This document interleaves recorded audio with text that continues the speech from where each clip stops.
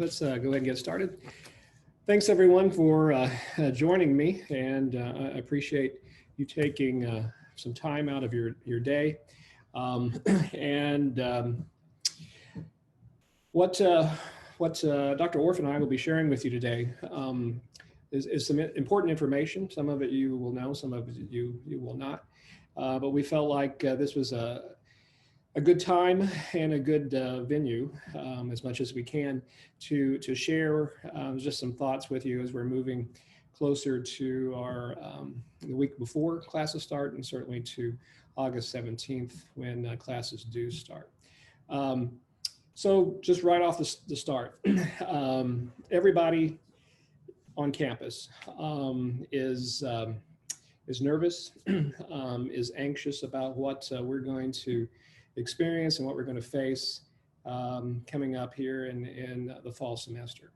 Those of us who have been working on this all summer, actually since March in many respects, are very aware of that, either from what we've heard from you or even in our own experiences. So, but we do have a plan, and we think the plan will lead us forward, and it may not have everything considered, but we certainly have a lot here. And so I invite you, and I'll provide some of that information here, but I'm going to invite you to certainly look online and look what has been done, look at the information.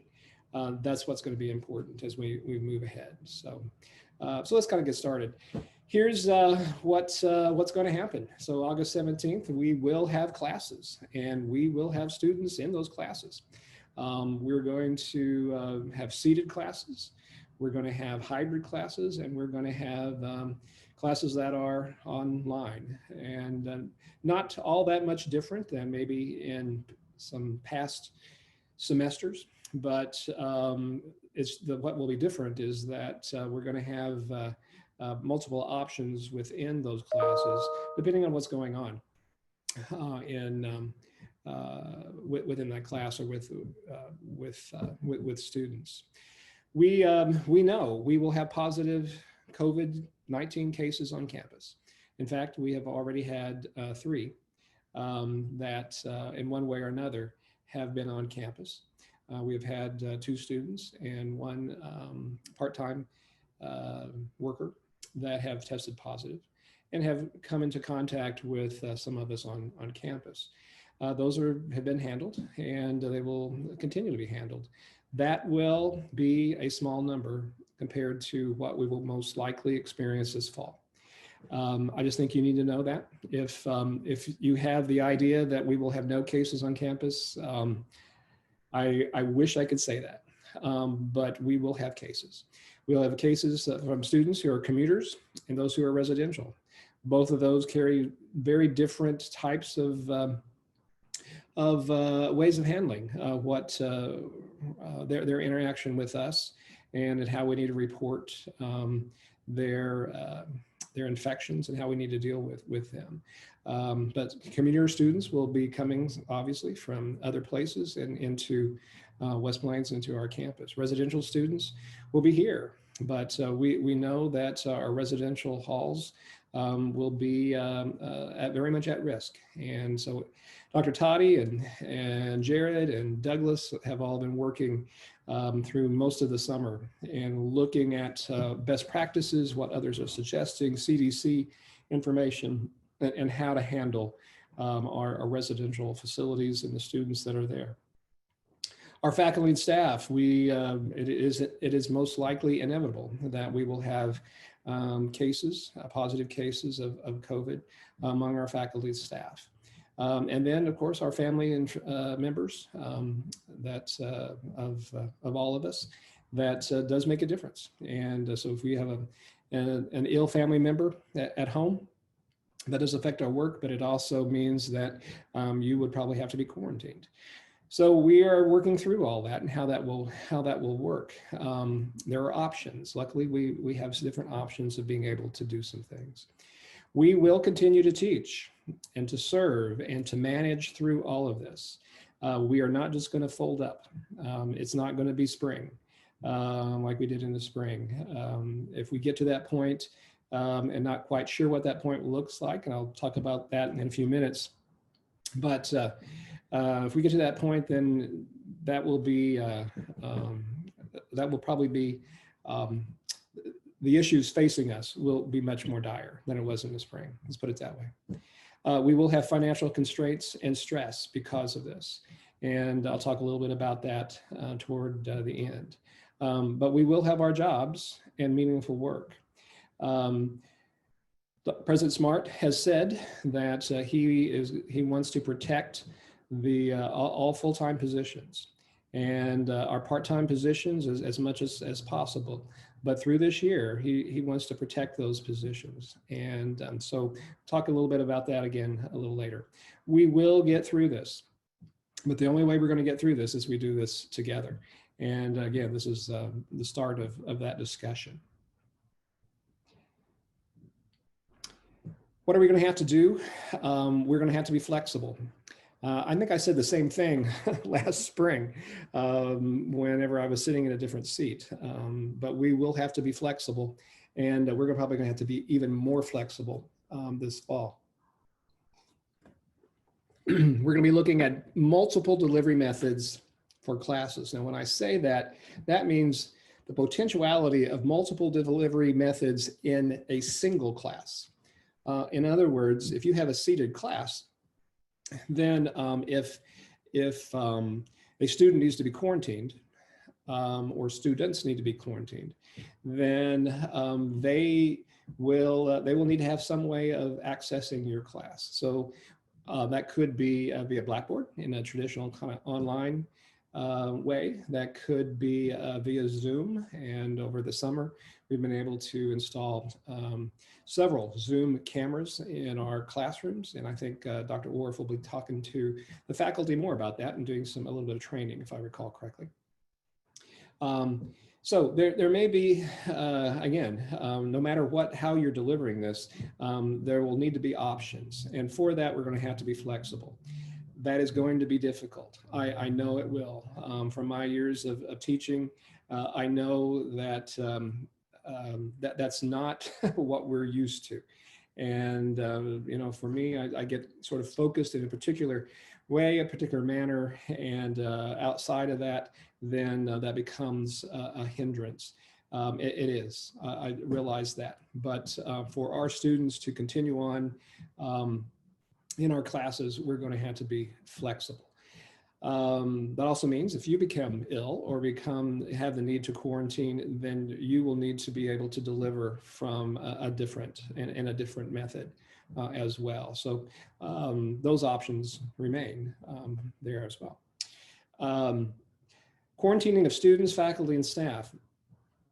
It depends on the situation, but again, if we have a positive case that becomes known and they have been within a certain amount of space, within a certain amount of time, we're told by the county health department that those folks will need to be quarantined. And the way we are delivering our seated classes, in order to have really enough people in those classes, but we will be social distancing, but perhaps not at 6 feet. It'll be more like 3 feet. But because of our masking policy, where everyone will have a mask, that should give a greater level of protection. Obviously, if they were sitting right next to each other and there was no mask, then that's no protection. So, excuse me. So anyway, we will be working through that. We've worked through that through the summer. Michael and Lori and others have been looking at, and Amy and Kathy, and I think the department chairs have all been looking at the classrooms and how can we maximize the number of our students here, but yet also maximizing the distance between them. We would love to be able to have them at 6 foot masked period, but that would really lower the number of seats of students within some classrooms. We can't do that, and we just have to understand that.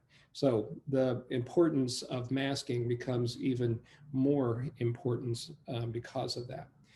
So again, depending on the situation, classes may not be held in person for a period of time. In other words, it could be that the public health department will tell us that you can't hold this class, or that we'll have a substantial number of students who will be out, or you have a faculty member who might be out. And in that case, then it may be 2 weeks before that class can meet in person. So you're going to have to be able to switch to a different delivery method in order to do that. So again, the flexibility is going to be important. Talking to your students up front, having policies within your syllabi are going to be critical. And again, Dr. Orff will be speaking to you more about that. Offices for our staff, offices maybe have to be at half staffed or even closed at different times. Again, it depends on exposure. It depends on who was in that, who was part of that exposure. We are looking at going in order to minimize to minimize exposure risk and to be able to keep offices going, because we're really just one deep everywhere. We're probably going to be going to a half-staffed kind of thing. So where the offices are there's only half the staff that may be there. The other half will be working from home, and they will be changing through that, cycling through that through the week. Because of that, you may not be able to see physically someone on a regular basis like you're used to yet. Luckily we have Zoom and we have other means of communicating. So they still will be working from home. It's just that it's going to be looking different within those offices. Buildings could be closed for deep cleaning. And again, we'll be listening to our county health department folks about that. So if we have a substantial outbreak somewhere, it could be that we will close a building for a period of time. Again, if there are classes in there, those classes will go online or in a virtual setting. If it happens to be a staff building, then those operations will move to the work at home method. And then events are going to be limited or not be held at all. We have a risk assessment matrix for these to put the different aspects of the events through, to give us some idea of the risk that we're looking at, depending on number of people. Is it outside? Is it inside? Is food being served? All those kind of things. But the long and short of it is that many of the events that we might be used to are not going to be held, or they're going to be held in very different ways. So we're going to have to be disciplined, diligent, and dedicated. We need to remember that all the way through. We are here to teach and to serve students to help them succeed. It's going to be harder to do that. And it's going to be harder for them to do that too, to succeed. We have to strive to maintain a safe environment.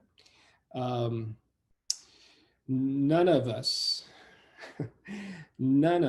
I really don't think, I may be wrong, like wearing a mask.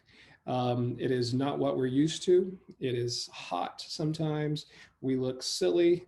And believe me, if I look silly, I suppose that you probably look silly too. So I'm modeling one of the masks at the bookstore. But it is imperative, and it is also, by the way, university policy, that we will mask up in our classes, within our academic buildings, and depending on the offices and their decisions there as well. And I'll talk a little bit, I guess maybe a little later, but I can preview this, but the Board of Governors will be meeting Friday. And so while we have a masking policy in place right now, President Smart will be presenting 2 options to that masking policy to the board, and they will decide. Both options are more strict than what is currently in place. And for the most part, we'll move to where masks are required in all buildings. The third option talks about activities, so it more specifies there'll be some activities that will be exceptions, like eating in dining halls, or exercising in fitness rooms, or that kind of thing. So they'll be looking at those two options. We will follow suit, obviously. If it's a board policy, we will follow suit. And then we will be charged with enforcing that. And so that's the question with students, certainly. How do we enforce that? Some ideas. Dr. Orff will be going over that with you as far as faculty goes with you on that. We will be the monitors and safekeepers of this environment. At the same time, we are part of the environment, and we too are going to be monitored and kept safe. There are no plans right now to take temperature.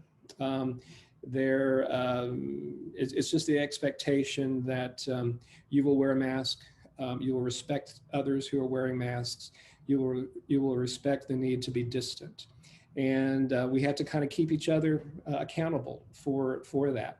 This summer, Admin Council, we have been trying to mask up whenever we're coming into our meeting room, which has been in Library 205 for the summer. And so we are socially distanced, yet we're going to have to we have not kept our mask on during those meetings, but given probably the university policy, we're going to have to do that. Understanding that is difficult. And it's difficult whenever you're trying to speak through one. And for those of us who have some hearing impairment, and that includes me, it is often difficult for us to hear that. We know that. We still have to mask up. And it is imperative that you do that. And if there's some challenge to that, then I respect your views and opinions, but you have to do that, guys. This is a public health situation, and the university has taken this stance. And so as employees of the university, this is what we will do. We will need to guide, direct, and provide. That's a big mouthful. Students are going to be students, and they're not like, they're like anybody else. They have their own opinions and views, and some of them come from places where they know perhaps no experience with someone who's had COVID. And so they're going to wondering, why do I have to do all of this? So we need to be the big people in this. We're going to have to guide them. We're going to have to explain. We're going to have to direct sometimes. We're going to have to monitor the environment, and then we need to provide for them. And that provision are especially for those who do become ill or have ill family members, or family members who have their health compromised, and there's really a fear and a risk that they're taking by coming to college. Again, flexibility is going to be very, very important to meet the needs of these students. We're going to have to actively listen and effectively communicate. We've done that. I really think we've done that. While we've had little bumps in the road at different times, we are a community of scholars. That's whether you're a faculty or staff member, we are a community of scholars. And with that, we seek out good information. We seek out information that is based in science. We seek out the knowledge and the processes that others who are knowledgeable can provide. So we can do this, okay? We'll be nervous and anxious, and we may get on each other's nerves, and we will. It just happens with certain things. But we need to be civil, okay? And so we're going to use our knowledge and our civility. Those are going to be our skills and our weapons to fight this fight. Again, as I said last spring, when we had some issues in academics, at least, that our enemy is not each other. Our enemy is not the student. The enemy is this pandemic, and it's hard to fight that one. I know it's hard to fight that, but we're, again, as a university, we are better than taking this to a height of where tempers flare and other things go wrong. While so we can understand and forgive, our ideals here are to be civil in our discussions and working through things.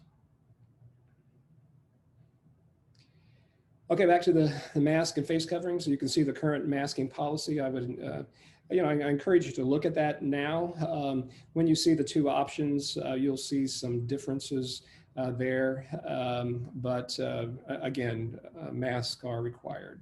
So those two, you can sign on and see the Board of Governors meeting, by the way, tomorrow morning, in the public link that they have. But they're going to be choosing one of or two of those policies on Friday. So it should be an interesting discussion. The board has varying opinions, so I understand on that. So Cliff really wanted them to discuss this. So it's I think it's the university at its best, as we will see tomorrow, I hope at least. We must be prepared to return to that all online or virtual delivery and work from home at any time. While we are committed to working and being here and working in a flexible manner, we know there may be a point where we cannot do that for the health and safety of everyone.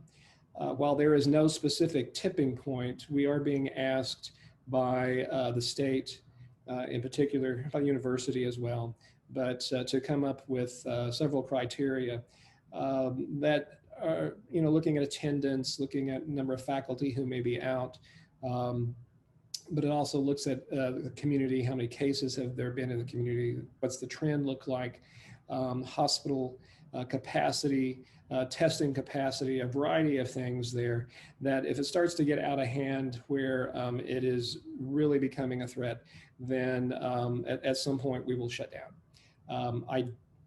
That will not be soon. In my foresight, at least, I don't think that will be soon, but we don't know what's going to be ahead of us in the next 3 to 4 months. And so with that, again, parts of the campus may close temporarily, but we really are, looking at trying to stay open as much as possible. Okay, what to do and who to contact. So this is this is the documents and the information that many people have worked on all summer and continue to work on as well. These are evolving documents. So as things change, as understanding change, as evidence changes, as the science and the medical determinations of things change, then we make changes appropriately with that. So this has all been done in cooperation with a university and our the COVID response team headed by David Hall there on the Springfield campus. And they meet, we meet weekly, if not more. There are special subcommittees. So a lot of work has been done there. A lot of work has been done here to adapt policies and processes to look at how it will work for us here. So there are some things that are very different here than it are there in Springfield. So I would invite you to look at that COVID advisory webpage. And so Trish, if you would take us over to that page, I'd appreciate it. So this is, if you go to the initial web page for Missouri State West Plains, and you look at the top left corner, you will see COVID-19 advisory. And so this is that page whenever you click on that. And there along the campus resources, there on the left. In particular, let me point out the top two. So there's confirmed cases. So Trish, if you would click on that. This is to keep us apprised of what cases may have happened or what have happened on campus and their extent of exposure. I guess is the best way of saying that.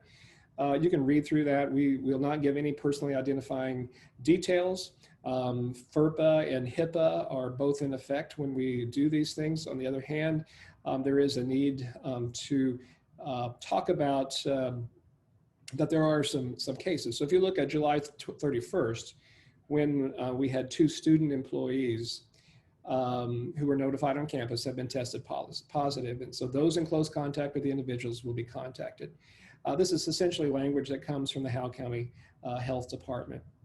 They will be the ones who will inform us that there has been a COVID case, a positive case, and they will do, at this point in time, they will do the tracing of where were they, who did they sit by, who needs to be quarantined.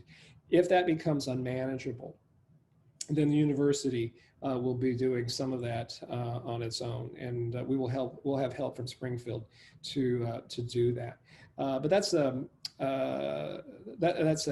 website there that if you have some questions about, I heard this is the place to go. Okay, this is where we will announce what we have, information that we have that we can provide.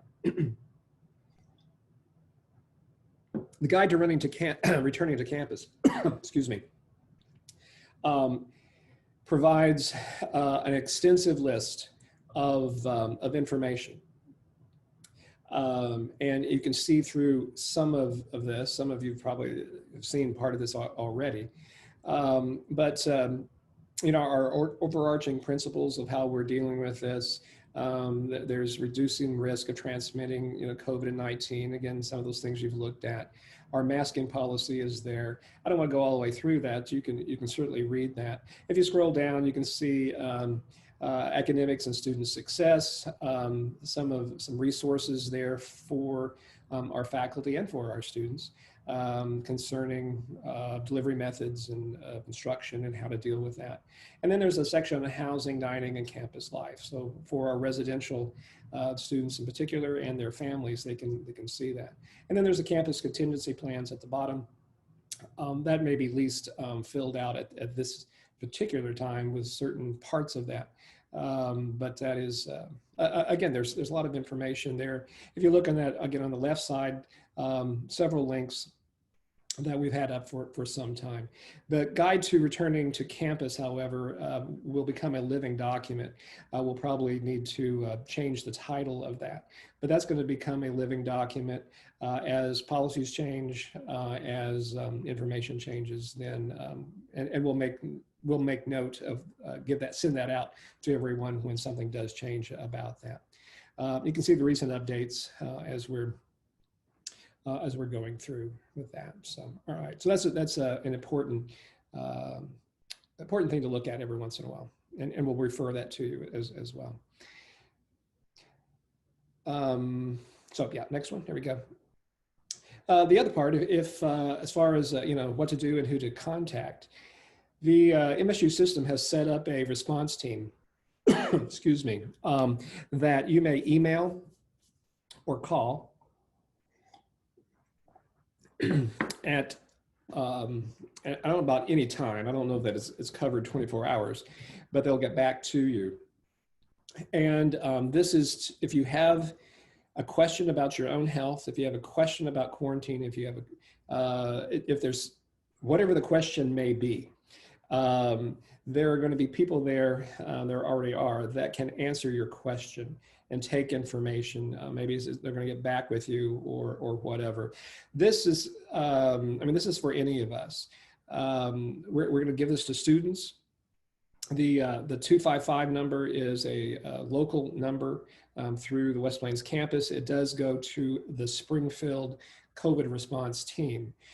They will be answering those questions and taking information. They will also be providing information that is localized. And so we're continuing to work on that. But this is, I think, a really big resource, a really good resource for our students and for ourselves as we're moving through the semester. Again, if you have a question, if you can't find this answer in any of the other information in our FAQs, which are coming, then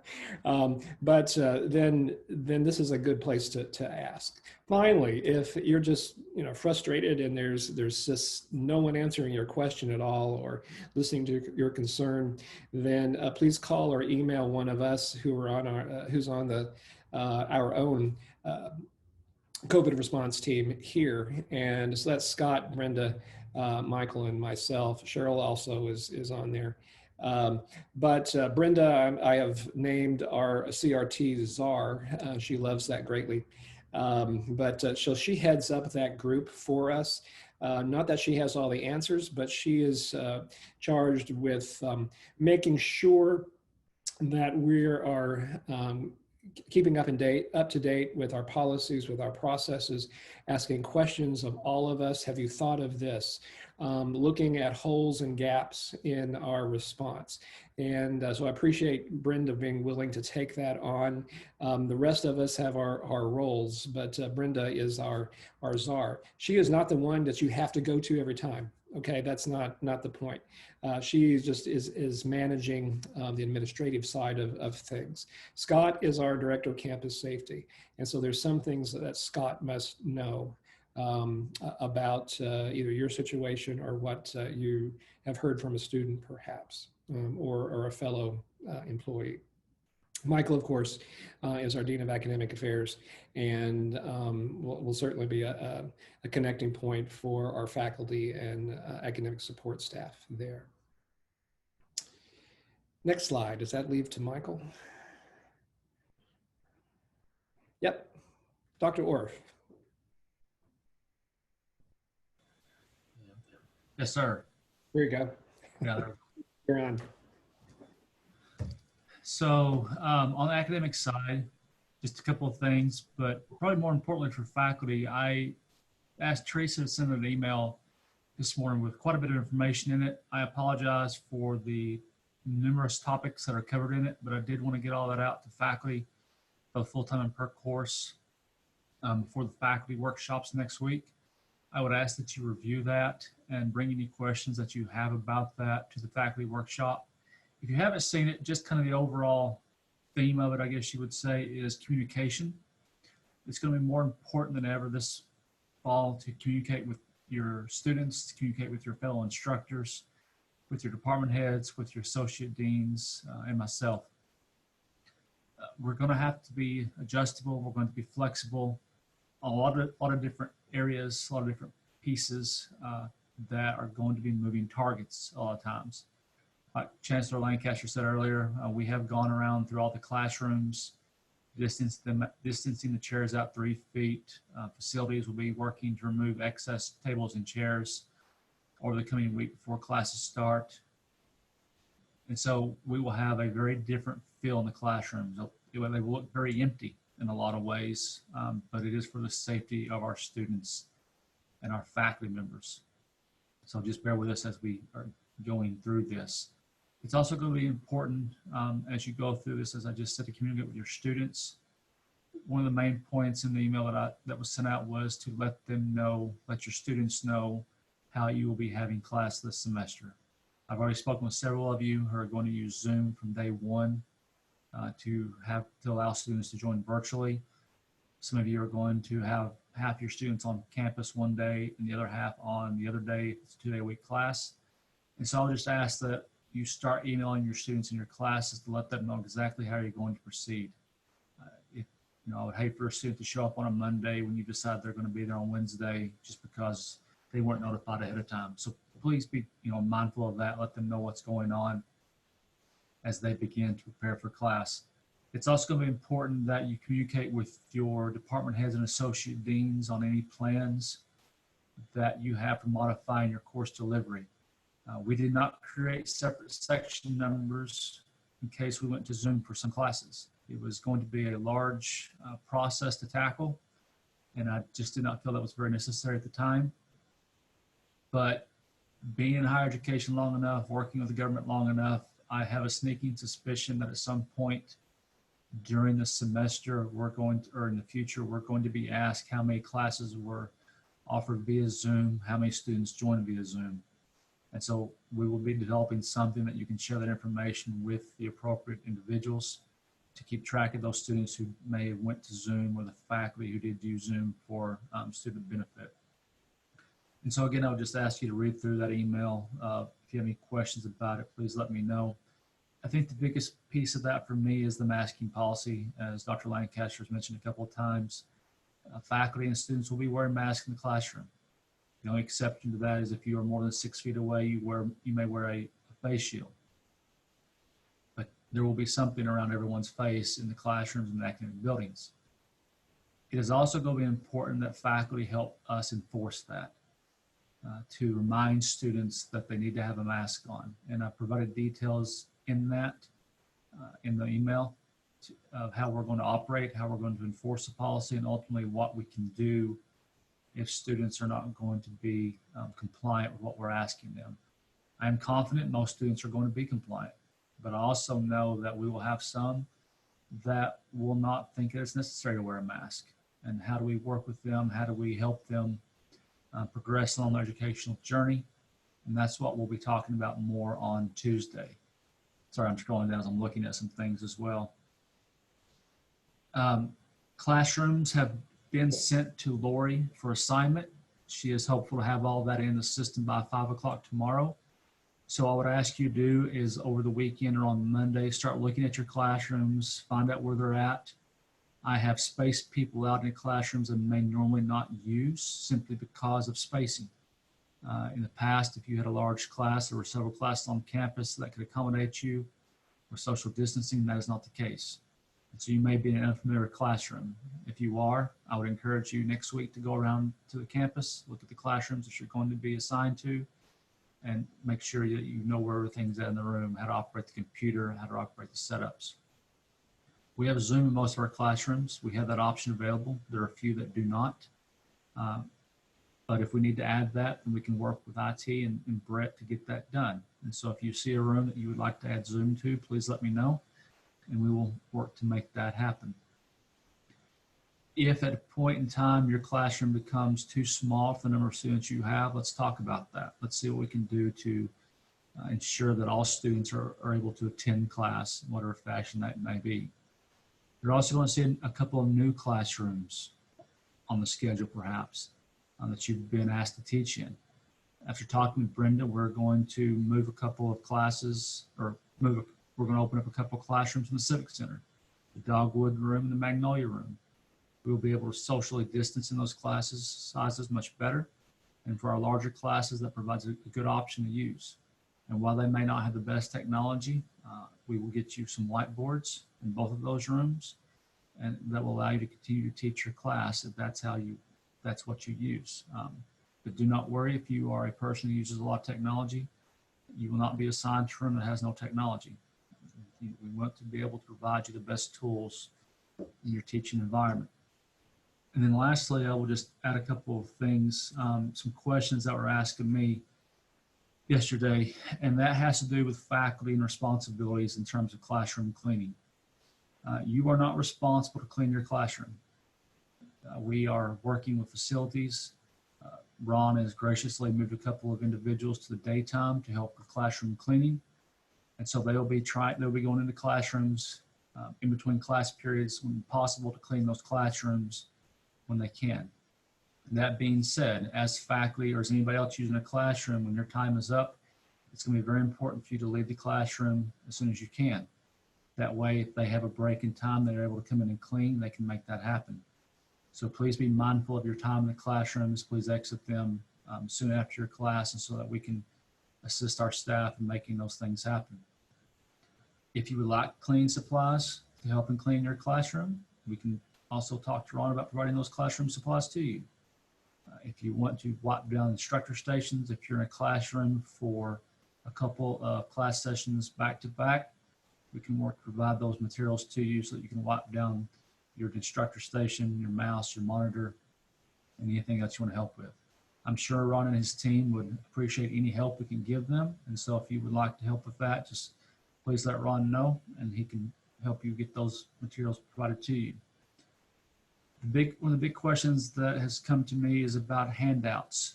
I know in the past we have always liked to provide paper handouts to our students. In my opinion, that is not advisable in the fall semester. And so when all possible, I would advise to upload documents to Blackboard for students to print off themselves from their home or in the computer lab. We want to keep the transference of paper products, pencils, pens, whatever it may be, between individuals at a minimum. And so finding alternative ways to provide your syllabus or other materials to students, I think, is the most appropriate course of action we can take in the coming semester. Will plexiglass shields be provided for instructor stations? The answer right now is I don't know. I would like to try to do that. I need to visit with Scott about that first, which I haven't done yet, but we will work to make that happen as best we can. Just know there is a time delay in getting those in, so it may be 2 to 3 weeks before we're able to get those to you. We will work to do that in this office. Will we be provided with signs for our office spaces? Yes. Cheryl and her folks have worked to develop, and I wish I had a picture of it right now, but a really good image to display outside your office door that asks people to mask up before they come in. That was sent out to administrative council, and I will get that sent out to all faculty as well, so that you can print that off and post it on your door about wearing a mask before you come in. And then also, the other major question that was asked is, what happens if I'm sick or a family member sick? The answer is, don't come to campus. The answer is to transition your class to online when you can. The answer may be to pause your class for a period of time if that's what you need to do. But we want to be mindful of everybody's health, not just yours, but students and other staff members and faculty on campus. So if you do become sick, if you do become ill, please work with your department head and the associate dean to make the appropriate changes to your class, how it operates, how it's delivered, so we can make sure that everybody stays healthy as much as possible. Again, on faculty workshop on Tuesday, we'll be talking about these topics and a lot more. Hope to see you there. And just know that the Academic Affairs Office, we're going to support you through this. We're going to be right beside you as we all walk through this. And ultimately, in the end, I believe we'll come out on the other side better than we started. I look forward to a great semester.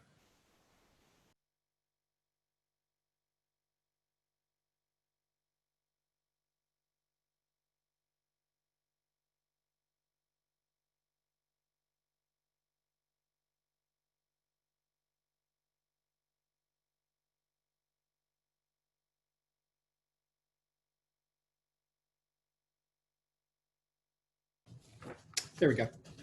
Thank you, Michael. Appreciate that. Last few minutes here. I need you to be aware that because of a variety of reasons, but primarily we think because of the pandemic, that our enrollment is down. And while we've been watching this all through the spring, and it's been difficult to know exactly where we were, nothing was apples and apples in terms of comparing it with last year or the previous year. Then at this point in time, we're projecting, though, a 10% decrease in an enrollment this fall. That does translate to an estimated $470,000 in lost revenue. That is projected across the entire fiscal year. So there are ways for us to chip away at that amount. In particular, we're going to be looking at maybe some new programs or some new promotions of generating some credit hours in the spring that can help us offset that. So again, that 10% is figured across the whole fiscal year. We'll also be looking at some cost savings as we go through. However, President Smart has agreed that along with those constraints that we can use our reserve funds to fill that hole. We're currently about $3 million in our reserves. That is not robust, but it is adequate. This will drop us to about 2.5. While we wish it was higher, it's still not in the danger zone as far as reserves go. And President Smart, we talked about that. He felt very comfortable that I will report that to the Board of Governors tomorrow in an update about our enrollment as well as our financial picture. So there's more to go with that, but the good news here, and as President Smart has continued to say, is that the intent is to maintain all full-time positions through this year. And so that's the protection of faculty and staff, knowing that Springfield's enrollment is going to most likely be down, not as much as they had thought, thankfully, but they're going to be affected as well. And so at this point in time, he is not looking at a temporary across-the-board pay cut, as had once been talked about, nor will he look at furloughs. So he feels comfortable enough with the revenue picture for the entire university that we'll be okay. Again, all of this is subject to change. I feel like a broken record. I should have a T-shirt or something that says, subject to change. That's just the nature of what we're going to have to deal with this year. But that is the picture of what it looks like going forward. So I wanted you to know that because you'll be hearing more about that Friday at the Board of Governors if you're tuning into that. Finally, I just want to say in summary, and those of you who know me, I like metaphors, and to be able to kind of explain and understand things sometimes. So in many ways, our campus is like your home, like my home. And so occasionally we have visitors come into our home. And you can think in-laws here. I wasn't going to put that on the screen, but you can think in-laws or whatever it might be. But some you know and some you don't.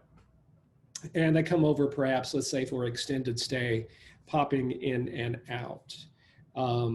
We're not sure where they've been, what they've done, or who they've been with. And still, they are our guests, and each of us is a host. We have an ethical imperative to keep them safe at our home. So when we have guests, then we have this ethical imperative to keep them safe at our home. It's our home.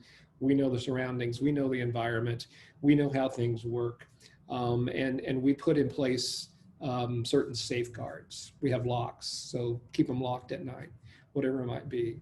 And I think we have also an equal and conjoining imperative, certainly to guard ourselves and our family members too. And then if someone has a problem, if a guest has a problem, then the host takes action. That's his or her responsibility.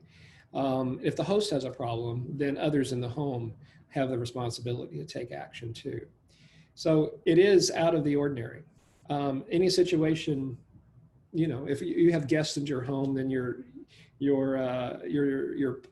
plan, what you do in the morning, my morning routine is upset.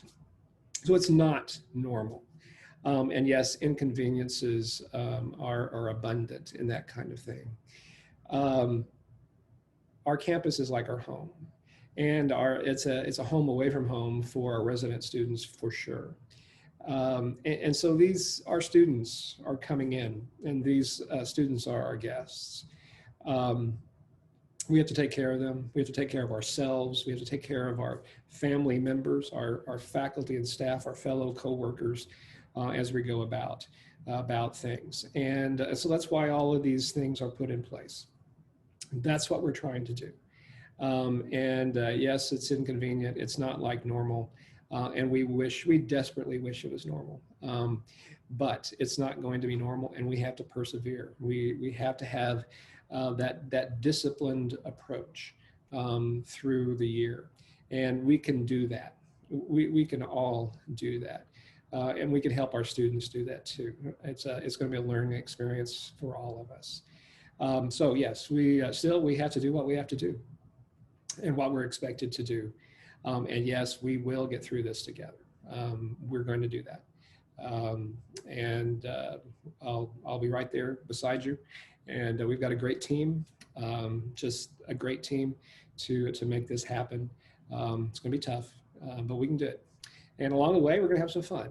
We're going to do some things to laugh and smile and celebrate. And just wish we could do it more in person oftentimes than what we can.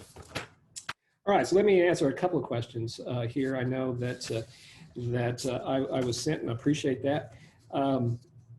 One concerns the limited entries and exits to buildings. So if you don't know, we're going to be identifying one entrance to every building, and it will be the only one that will be open, unlocked from the outside.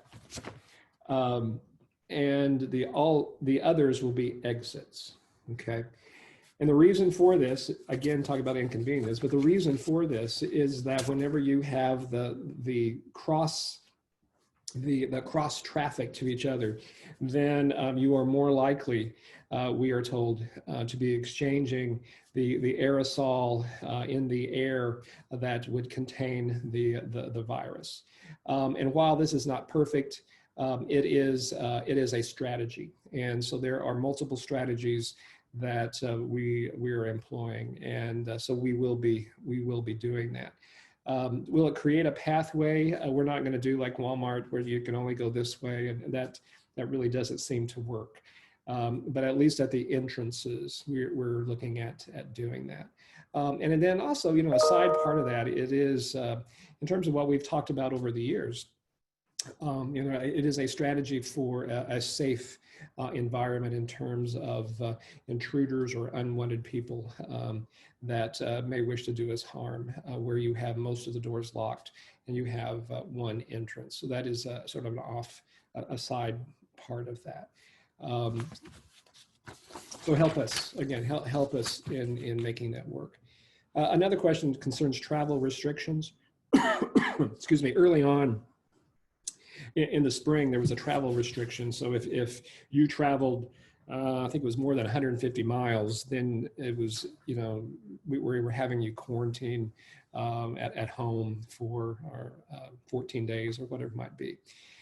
You know, given that the virus is now across the United States, some places that are hotter than others in terms of infection rates, we are not going to impose that. There was a discussion about that. We are not going to do that. However, if you travel internationally, there will be, as there will be for our students, our international students who will be coming into campus, there is the requirement for 14 days of quarantine. That will remain. But as far as traveling anywhere in the United States, actually at this point in time, we are not.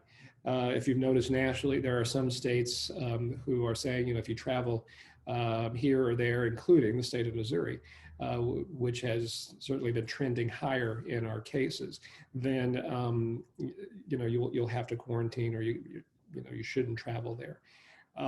We're not doing that at this point. If the state demands that we do that, we will, but there's nothing that the university is going to do that. So feel free to move around the cabin, and just, you know, obviously, you know, be safe and pay attention to things.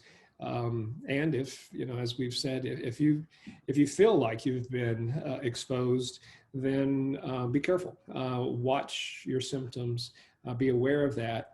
And if you have a symptom, you know, I have allergies, and I'm wrestling with my throat right now, but I know I have allergies. This is that time of year.